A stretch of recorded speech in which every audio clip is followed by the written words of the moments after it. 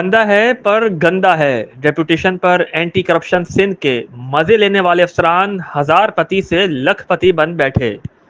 Supreme court کے احکامات ماننے سے انکار، assistant director Fahim Memon board of revenue کی کئی حساس انکوائریاں بند کر دی گئیں۔ سروسز جنرل ایڈمنسٹریشن کے ملازم مدت پوری ہونے کے بعد واپس کیوں نہیں جا رہے؟ کیا کرپشن کا پیسہ زیادہ ملتا ہے؟